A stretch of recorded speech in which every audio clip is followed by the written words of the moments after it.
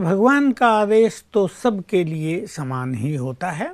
उसमें चाहे वो सन्यासी महात्मा हो, चाहे अनमैरिड लोग हों, छोटी कुमारी हो या गृहस्थी हो या बूढ़े हों, और ये जो वासनाएं हैं सब पर समान रूप से वार कर रही हैं। आज अगर हम देखें तो सन्यासी भी इनसे मुक्त नहीं है, तो बहुत बूढ़े होकर भी मनुष्य इनसे मुक्त नहीं हो रहा। चाहे वो 80-85 साल का हो गया, वो कहता है मेरी वासनाएं मुझे तंग कर रही हैं। तो इसलिए इस महारोग को समाप्त करने के लिए भगवान का यह आदेश सबके लिए है कि पवित्र बनो। देखिए, जहाँ तक गृहस्थ की बात है, एक समय था जब संतान उत्पत्ति के लिए केवल वासनाओं का प्रयोग किया जाता था। फिर धीरे धीरे इसकी वृद्धि हुई, जैसा कि ये सत्य है कि वासनाओं के भोग करने से ये बढ़ती हैं। फिर मनुष्य का जीवन ही ये हो गया, तो उसके अंग अंग में वासनाएं रम गई हैं।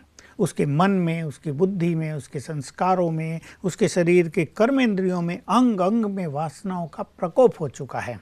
इसलिए इसको नष्ट करना आवश्यक है, नहीं तो ये सबको नष्ट कर डालेगा। इसलिए क्या जरूरी है गृहस्थियों के लिए कि उन्होंने गृहस्थ भोग कर देख लिया। पहले मैं उन सब के लिए कहूँगा जिन्होंने 40 साल की आयु हो गई या 50 साल की आयु हो गई, गृहस्थ जीवन भोग कर देख लिया। अब मुझे भगवान की आज्ञा का पालन कर लेना चाहिए।